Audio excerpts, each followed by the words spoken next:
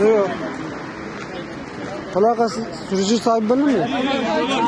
Evet.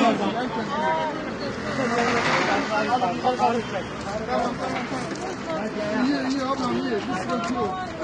Yok.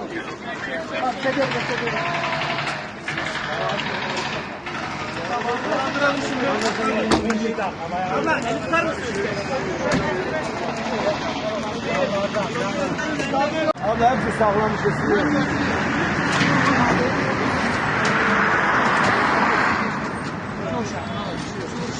Şey yok. Bence o plakası olmuştu.